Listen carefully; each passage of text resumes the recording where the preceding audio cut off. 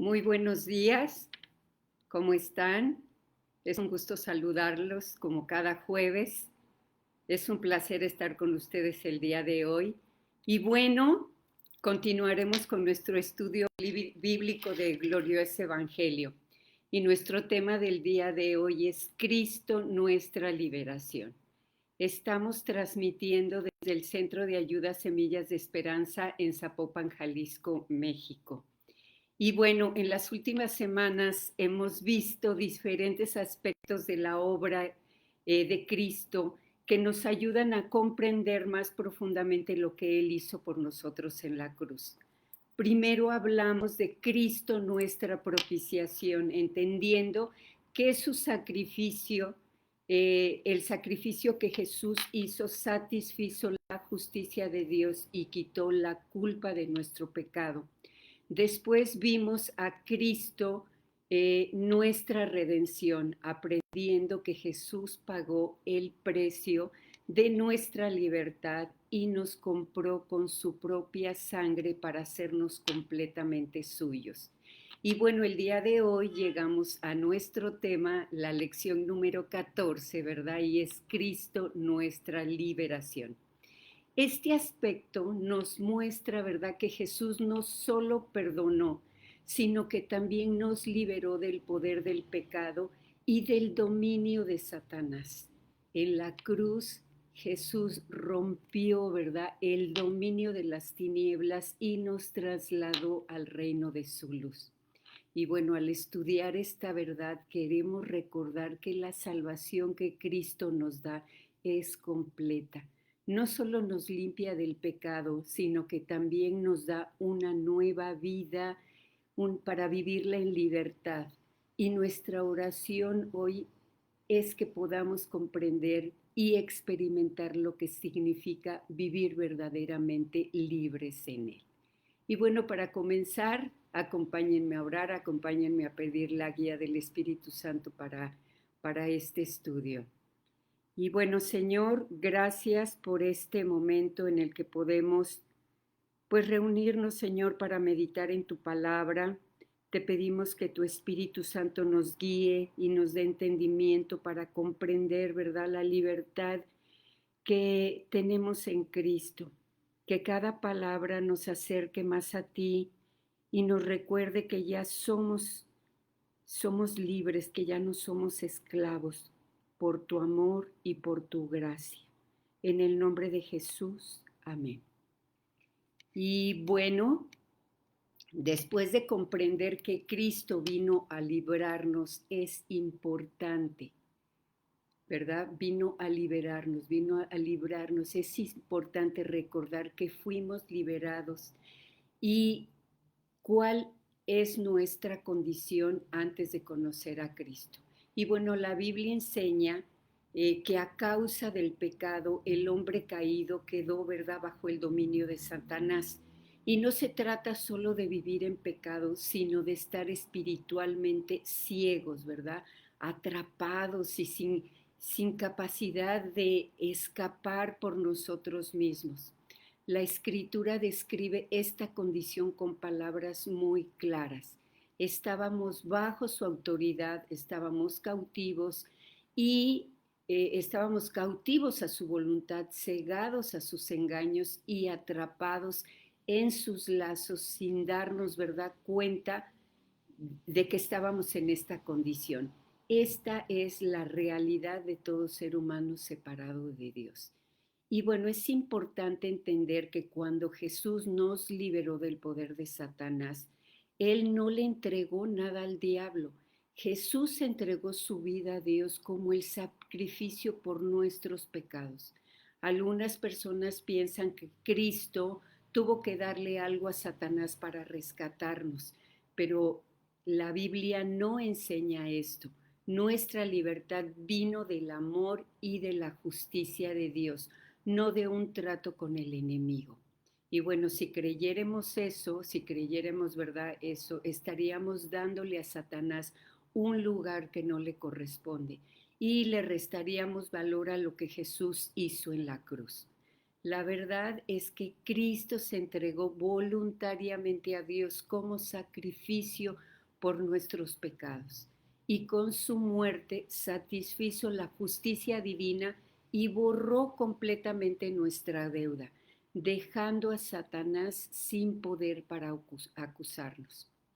Nuestra libertad no vino de un trato con el enemigo, sino del amor y la justicia perfecta de Dios manifestada en Cristo. Y precisamente por eso vino Cristo. Él no solo vino a perdonar nuestros pecados, sino también a romper, ¿verdad?, el poder del maligno sobre nuestra vida. Su obra no solo nos reconcilió con Dios, sino que también puso fin a esa esclavitud, a la esclavitud espiritual que el pecado había traído sobre nosotros. Y bueno, aunque Dios siendo soberano sobre todo, bueno, aunque Dios sigue siendo soberano sobre todo, Satanás ejerce una autoridad temporal ilimitada en este mundo.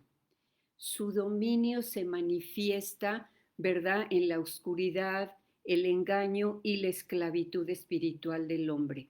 Sin embargo, su poder está bajo el control de Dios y fue derrotado por Cristo en la cruz, quien nos trasladó del reino de las tinieblas al reino de su luz.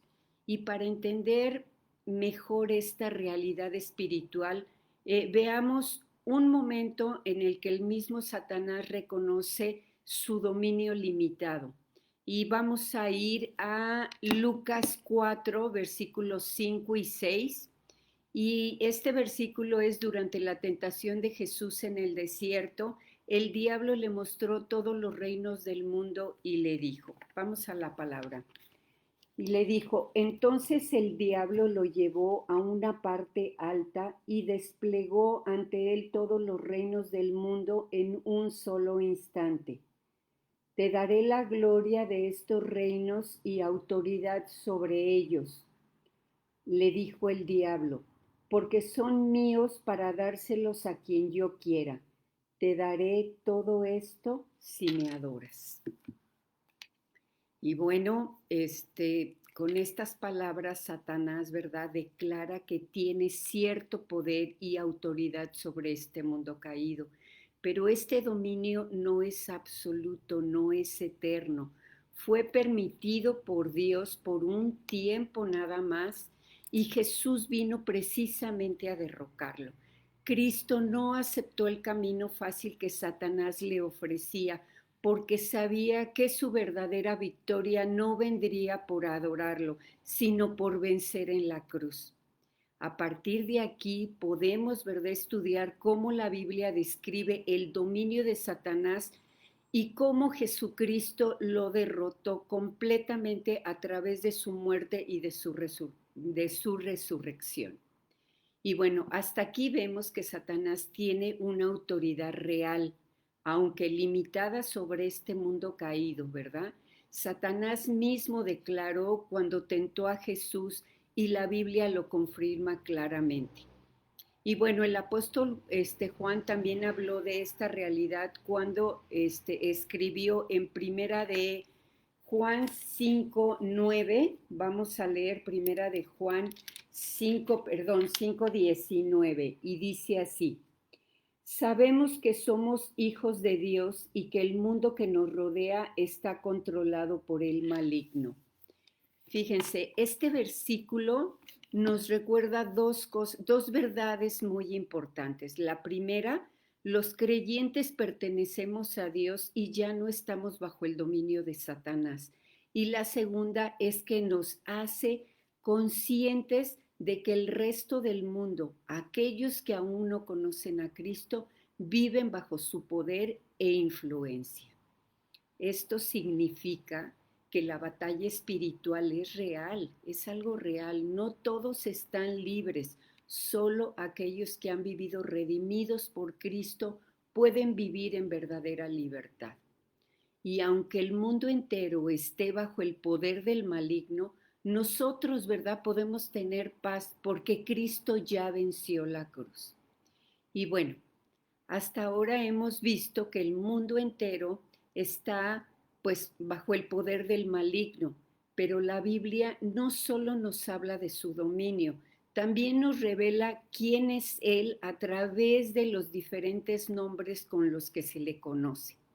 Cada uno de esos nombres describe su carácter, describe su obra y la forma en que actúa en este mundo. No son simples títulos, sino retratos, fotografías que muestran su verdadera naturaleza. La escritura lo llama de tres maneras muy claras: el príncipe de este mundo, el Dios de este mundo y el príncipe de la potestad del aire. Estos nombres, ¿verdad?, no exaltan a Satanás, sino nos ayudan a entender la magnitud de su influencia sobre el mundo caído y también la urgencia de la obra de Cristo para liberarnos de ese poder. Y bueno, veamos uno a uno lo que significan brevemente para que entendamos claramente estos nombres. El primero se llama el príncipe de este mundo y para esto vamos a ir a Juan 12:31. Vamos a la palabra, es Juan 12, versículo 31, que dice aquí: ha llegado el tiempo de juzgar a este mundo, cuando Satanás, quien gobierna este mundo, será expulsado.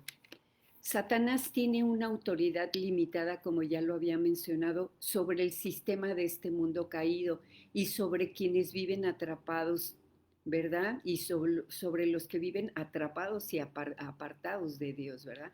También el siguiente nombre que se le conoce es el Dios de este mundo. Y para eso vamos a ir a 2 Corintios 4:4. Vamos a ver, 2 Corintios, versículo 4. Dice: Satanás, quien es el Dios de este mundo, dice, ha cegado la mente de los que no creen. Son incapaces de ver la gloriosa luz de la buena noticia. No entienden este mensaje acerca de la gloria de Cristo, quien es la imagen exacta de Dios. Y bueno, se le ha dado este nombre porque muchos lo siguen y lo obedecen sus mentiras como si fuera un Dios. Él engaña y ciega el entendimiento de los incrédulos para que no vean la verdad del Evangelio. Y finalmente el último nombre es el príncipe de la potestad del aire. Y para esto vamos a ir a Efesios 2, versículos 1 y 2. Y dice así, Efesios 2, versículos 1 y 2. Antes ustedes estaban muertos a causa de su desobediencia y sus muchos pecados. Vivían en pecado igual que el resto de la gente, obedeciendo al diablo, el líder de los poderes del mundo invisible, quien es el espíritu que actúa en el corazón de los que se niegan a obedecer a Dios. Y bueno, este nombre nos indica que Satanás es un ser espiritual con poder real para influir en los hombres, especialmente en aquellos, ¿verdad?, que viven en desobediencia a Dios. Estos tres nombres que les acabo de citar revelan la realidad del dominio de Satanás sobre el mundo caído, pero también nos recuerdan que su poder tiene un límite y que Cristo ya lo venció. Hoy en día, sí, muchas personas pues no creen en la existencia de Satanás. Algunos piensan que es solo un símbolo del mal o una figura mitológica creada por la religión, pero esa es una de las mentiras más sutiles del enemigo: hacernos creer que no está ahí, que no existe. Con lo que nos atrapa no es con cadenas visibles, ¿verdad?, sino con mentiras. Desde el principio su estrategia ha sido el engaño, distorsionar la verdad de Dios, ¿verdad?, para confundir, para dividir, para apartar a las personas de Él. Como dice Juan 10:30, el ladrón vino para robar, para matar y para destruir. Si logra que dudemos de la verdad o que confiemos en nuestras propias ideas en lugar de lo que dice la palabra de Dios, ya ha ganado terreno en nuestra mente. La Biblia nos enseña, ¿verdad?, que Satanás es real y que actúa en este mundo para oponerse a todo lo que pertenece a Dios. Negar su existencia no elimina su obra, al contrario, nos vuelve más vulnerables, pero conocer la verdad nos protege, porque Cristo ya lo venció y nos da la autoridad sobre toda su influencia. Y bueno, después de entender claramente, ¿verdad?, quién es Satanás y cómo opera, es importante también reconocer cómo la Biblia describe al hombre sin Cristo, ¿sí? Es muy importante la condición del hombre sin Cristo. Las escrituras muestran que el hombre caído es neutral. Bueno, más bien no es neutral ni independiente espiritualmente, sino que vive bajo el dominio del enemigo. Por eso la Biblia lo llama de diferentes maneras. Y ahorita les voy a mencionar cada una de las 7 descripciones, ¿sí?, que revelan cuán profunda es la esclavitud del hombre antes de Cristo y cuánto necesita el hombre de su liberación. Y bueno, vamos a ver juntos estas descripciones. La primera, el hombre caído es hijo del diablo, porque refleja su carácter y su voluntad. Vive en desobediencia a Dios y en rebeldía espiritual. El segundo, el hombre caído está bajo el dominio de Satanás. Significa que está sujeto a su autoridad, atrapado en la oscuridad espiritual y moral, ¿sí? El 3, el hombre caído camina, ¿verdad?, conforme a la voluntad de Satanás. Sigue el camino del pecado, no el de Dios. El diablo influye activamente en su vida. El cuarto, el hombre caído está cegado por el diablo, no puede ver la verdad del Evangelio. Tiene cerrados sus ojos, está cegado porque Satanás ha entenebrecido su entendimiento. El sexto, el hombre caído está atrapado en el lazo del diablo, está engañado y preso sin darse cuenta, es incapaz de liberarse por sí mismo.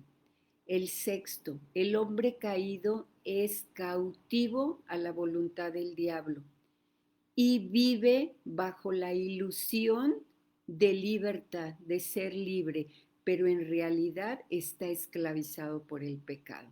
Y la séptima, la última, el hombre caído se ha apartado para seguir a Satanás.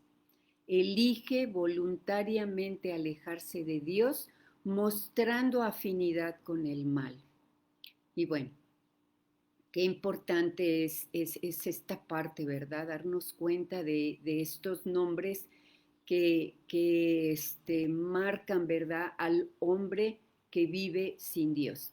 Y bueno, ya vimos que Satanás tiene un dominio real, aunque es limitado sobre este mundo caído, y que Cristo precisamente vino a destruir esas obras, sus obras. Pero para poder comprender plenamente, ¿verdad?, la grandeza de esta liberación, primero debemos recordar de dónde nos sacó Jesús. Antes de hablar de la victoria en Cristo, debemos entender de qué fuimos liberados, ¿sí? La Biblia enseña que a causa de nuestro pecado, toda la humanidad cayó bajo el poder de Satanás. Desde la caída en Edén, el hombre se colocó en un dominio, se colocó bajo un dominio de las tinieblas, esclavo del pecado y ajeno a la vida de Dios. Ahora, ¿verdad?, que entendemos la condición del hombre sin Cristo y el dominio que Satanás ejerce sobre el mundo caído, podemos ver con mayor claridad, ¿verdad?, la grandeza de lo que Jesús hizo por cada uno de nosotros. Y para esto vamos a leer Romanos 6, 23. Acompáñenme a leer Romanos 6, 23. Y aquí lo tengo. Dice, pues la paga que deja el pecado es la muerte, pero el regalo que Dios da es la vida eterna por medio de Cristo Jesús nuestro Señor. Este versículo resume todo el mensaje del Evangelio. El pecado siempre trae muerte, pero Dios en su amor nos ofrece el regalo que no merecemos, la vida eterna en Cristo Jesús. Esta vida no es solo algo que esperamos para un futuro en el cielo, sino, ¿saben qué? Es una realidad que comienza aquí y ahora. Como enseña Juan 17:3, la vida eterna consiste en conocer verdaderamente a Dios y a Jesucristo su Hijo. Esa relación viva con Él nos da una nueva forma de existir, una nueva forma de vida, porque Jesús vino para liberarnos del poder del pecado, de la muerte y del dominio de Satanás. El pecado nos condenaba y nos mantenía esclavizados, pero en la cruz Cristo tomó para sí la paga que nosotros merecíamos. Él murió en nuestro lugar y al hacerlo, ¿verdad? Deshizo la autoridad que Satanás ejercía sobre la humanidad. Su muerte no fue una derrota, sino una victoria. Por medio de su sacrificio, Jesús rompió las cadenas que nos ataban y nos dio libertad para vivir una vida nueva en Él. Esto nos muestra, ¿verdad?, que la liberación que Cristo nos da no es solo espiritual, sino es también real y es una libertad completa. Por eso hoy cada creyente puede vivir con seguridad de que el enemigo ha sido derrotado y que ninguna acusación tiene poder sobre aquellos que están en Cristo. Desde el inicio de la historia humana, Dios ya había prometido que el mal no tendría la última palabra. Aunque el pecado, ¿verdad?, entró al mundo y trajo muerte, Dios también anunció su plan para traer vida y victoria a través del Mesías. Esa promesa aparece por primera vez en Génesis 3:15. Jesús, después de la caída, menciona esto. Fíjense, vamos a Génesis 3:15. Y dice así, y pondré hostilidad entre tú y la mujer, y entre tu descendencia y la descendencia de ella. Su descendiente te golpeará la cabeza y tú le golpearás el talón. ¿Sí? Y aquí encontramos la primera profecía del Evangelio, la promesa de que un día la simiente, ¿verdad?, de la mujer, que es Cristo, derrotaría al enemigo y pondría fin al poder del pecado y de Satanás. Este pasaje se conoce como el protoevangelio o el primer evangelio. Desde ese momento Dios dejó claro que enviaría a su Hijo para destruir, ¿verdad?, la obra de Satanás. Aunque el Mesías sufriría, su victoria sería definitiva. En la cruz Jesús fue herido, pero con su resurrección aplastó la cabeza de la serpiente y aseguró la victoria para todos los que creen en él. Y ahora vamos a seguir adelante. Acompáñenme a leer Romanos 16:20. Aquí lo tengo. Romanos 16:20. 16:20. Dice así. El Dios de paz pronto aplastará a Satanás bajo los pies de ustedes. Que la gracia de nuestro Señor Jesucristo sea con ustedes. Desde el principio, Dios anunció la derrota del enemigo. Y en el cumplimiento de esa promesa encontramos a Cristo, quien vino a destruir lo que el diablo había levantado. La Biblia nos dice claramente cuál fue uno de los propósitos de su venida. Y para esto vamos a leer primera de Juan 3:8. Acompáñenme a leer primera de Juan 3:8. Dice, sin embargo, cuando alguien sigue pecando, demuestra que pertenece al diablo, el cual peca desde el principio. Pero el Hijo de Dios vino para destruir las obras del diablo. ¿Sí? Este versículo nos muestra que la misión de Jesús no fue solo salvarnos del castigo del pecado, sino romper el poder del enemigo sobre nuestras vidas. ¿Sí? La palabra destruir aquí viene del griego lío, que significa aflojar, deshacer o romper. Es decir, Cristo vino a liberar a su pueblo de las cadenas espirituales, a romper, a deshacer, ¿sí? Todo lo que nos mantenía atados al pecado y bajo el dominio de Satanás. Y Él no solo perdonó nuestras faltas, sino que rompió el control del enemigo, devolviéndonos la libertad para vivir en obediencia a Dios. Y bueno, después de ver que Cristo vino a deshacer las obras del diablo, Pablo nos muestra en Colosenses 2:15 cómo este triunfo se manifestó de manera completa en la cruz. Vamos a leer Colosenses 2, del 13 al 15. Y aquí lo tengo. La palabra dice, ustedes estaban muertos a causa de sus pecados porque aún no les habían quitado la naturaleza pecaminosa. Entonces Dios les dio vida con Cristo al perdonar. Los avergonzó públicamente con su victoria sobre ellos en la cruz. ¿Sí? Este versículo nos enseña que la victoria de Cristo fue total y definitiva.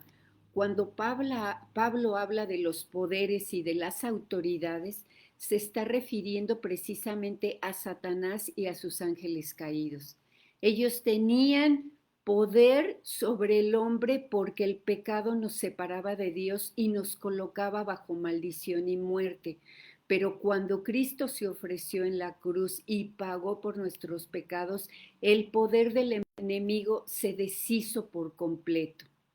Cristo literalmente le quitó al enemigo todo medio de acusación.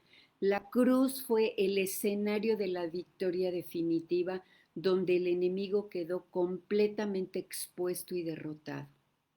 Jesús, al cargar nuestro pecado, sufrir en nuestro lugar y cancelar la deuda que teníamos con Dios, le arrebató al diablo sus armas más poderosas. Y estas armas eran la culpa del pecado y el poder de la muerte. ¿Sí? Así la cruz que parecía, ¿verdad?, una derrota, se convirtió en el mayor triunfo de la historia, donde el Hijo de Dios venció al diablo y liberó para siempre a su pueblo. Bueno, después de ver cómo Cristo, ¿verdad?, despejó al enemigo en la cruz, el autor de Hebreos nos muestra algo aún más profundo.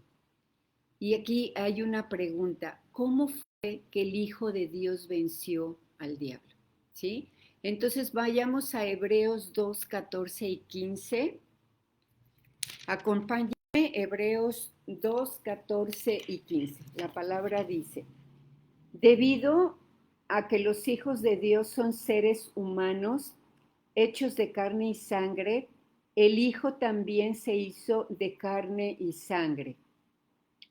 Pues solo como ser humano podía morir y solo mediante la muerte podía quebrantar el poder del diablo, quien tenía el poder sobre la mente. sobre la muerte. Únicamente de esa manera el Hijo podría libertar a todos los que vivían esclavizados por temor a la muerte. ¿Sí? Entonces, este pasaje nos enseña que Cristo se hizo verdaderamente humano para poder vencer en nuestro lugar. El eterno Hijo de Dios, en su amor, entró plenamente en nuestra condición. No vino como un ángel ni como un espíritu superior, sino como un verdadero hombre. Tomó nuestra carne, participó de nuestras aflicciones y enfrentó nuestra muerte. ¿Sí? El diablo tenía poder sobre la muerte porque podía acusar al ser humano de pecado y exigir la justa paga que éste conlleva. Pero cuando Cristo murió en nuestro lugar, pagó la culpa por completo y silenció todas las acusaciones del enemigo. Por eso Jesús destruyó el poder del diablo en la cruz y al resucitar rompió las cadenas del temor y de la muerte, liberando a todos los que confían en Él. Nuestra redención no solo nos reconcilió con Dios, sino que también nos libró del dominio del maligno. En Cristo ya no somos esclavos del miedo ni del pecado, sino libres del Dios viviente. Qué maravilloso, ¿no? Es precisamente a la luz de esta victoria que podemos reflexionar sobre lo que significa vivir en esa libertad que Cristo ya nos dio. Cristo no solo destruyó el dominio del pecado y de las tinieblas en un sentido espiritual, sino que también nos llama, ¿verdad?, a vivir cada día como personas libres, libres del temor, libres de la culpa, libres del engaño, de todo lo que nos aleja de Dios. Sin embargo, muchas veces seguimos viviendo como si aún estuviéramos cautivos, cargando con culpas del pasado, luchando con nuestros pensamientos de condenación o creyendo mentiras del enemigo, ¿verdad? Intentamos de muchas maneras agradar a Dios en nuestras fuerzas, pensando que si oramos más, que si leemos más, que si hacemos más nuestro devocional o que si servimos más, entonces Él nos aceptará. Pero esta no es libertad, eso no es la libertad. Eso es querer vivir bajo la ley y olvidar la gracia. La verdad es que Cristo ya hizo todo. Su gracia es suficiente. No necesitamos ganarnos el favor de Dios, sino descansar en lo que Cristo ya hizo por nosotros. Él nos liberó para que caminemos en la plenitud de su amor, no para seguir pecando, ¿verdad?, sino para vivir libres del poder y de las consecuencias del pecado. Para libertad fue que Cristo nos hizo libres. Esa libertad no es para usarla como excusa para el pecado, sino para vivir en el poder del Espíritu que nos fortalece cada día para obedecer desde el amor, no desde el temor, ¿verdad?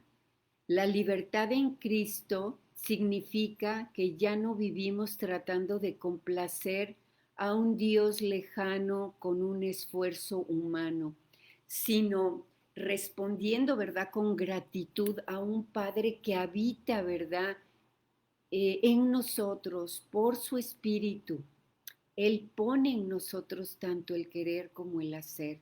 Por eso precisamente obedecemos, no por obligación, sino por amor. Cristo nos llamó a una libertad que nos permite acercarnos con confianza al trono de la gracia, ¿sí? Sabiendo que allí encontramos perdón, encontramos restauración y ayuda en el momento oportuno. Nos liberó para no vivir bajo la acusación constante de Satanás, recordándonos pecados que ya fueron lavados y perdonados por su sangre. Nuestra libertad nos impulsa a vivir vidas de adoración, a vivir vidas de gratitud y de servicio, no para ser aceptados, sino porque ya fuimos aceptados en Cristo. Y también debemos recordar algo muy importante. Cristo no nos permitió una libertad sin sufrimiento ni persecución. La verdadera libertad no es ausencia de pruebas, sino la presencia de Cristo en medio de ellas. Y aunque enfrentemos, ¿verdad?, en nuestra vida, a lo largo de toda nuestra vida, dificultades, dolor o aflicción, podemos vivir libres del temor porque nada puede separarnos del amor de Dios. Y a través de las pruebas, Dios moldea nuestro carácter, nos enseña a depender más de Él y forma en nosotros la imagen de su Hijo. Esa es la libertad a la que Cristo nos llamó, una libertad que transforma, que sana el corazón, que da propósito, que vence, ¿verdad?, el temor y que nos invita a vivir para su gloria cada día. La verdad que hemos visto hoy, ¿sí?, es clara. Jesús ya venció, ya nos liberó y ya nos trasladó de las tinieblas a su luz admirable. Por eso, la invitación el día de hoy para nosotros es vivir confiado en la victoria de Cristo, no en nuestras propias fuerzas. Recordar cada día quiénes somos en Él, hijos libres, perdonados, amados, la importancia de nuestra identidad en Cristo. Rechazar toda mentira del enemigo que quiera hacernos creer para que sigamos siendo esclavos, ¿sí?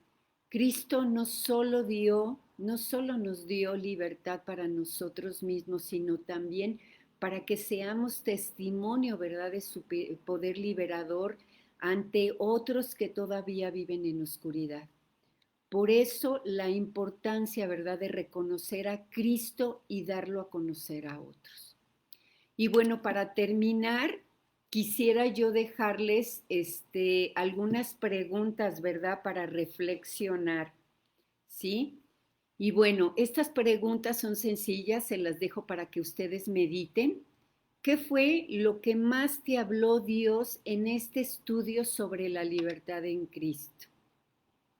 La segunda, ¿en qué área de tu vida necesitas recordar que Jesús ya venció y te hizo libre?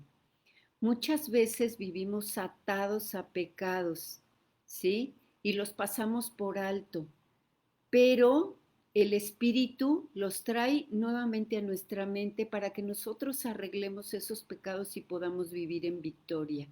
Y la tercera es, ¿cómo puedes vivir esta semana reflejando esa libertad? ¿Sí? Y bueno, que el Señor, ¿verdad?, nos ayude a vivir cada día en esa libertad gloriosa que Cristo ganó para nosotros y a reflejar la verdad con gozo ante un mundo que aún necesita conocer pues a este libertador. Y bueno, pues vamos a dar gracias y Señor, gracias, ¿verdad? Gracias por habernos liberado del poder de las tinieblas y por habernos trasladado al reino de tu amado Hijo. Ayúdanos a vivir cada día conscientes de esa victoria, libres del temor y del pecado. Que nuestras vidas sean testimonio de tu poder y de tu amor. Que cada día reflejemos esa libertad y seamos portadores de la luz de Cristo en medio de un mundo que aún necesita conocer al libertador. En el nombre de Jesús. Amén. Y bueno, amigos, amigas, no se les olvide, ¿verdad?, seguirnos en las redes sociales, en Facebook, en YouTube. Denle like a las publicaciones, coméntenlas, compártanlas para que más personas puedan conocer el mensaje de Jesucristo. Y bueno, ahorita las animo, ¿verdad?, a conectarse al Zoom. Ahorita ya mandaron la liga y ahí enriquecemos este estudio, hacemos comentarios, nos edificamos unos a otros. Y bueno, no me resta más que desearles un excelente día y los espero el próximo jueves en nuestra cita a las 8 de la mañana, ¿verdad? A la misma hora. Aquí los esperamos. Que tengan un excelente día. Bye bye.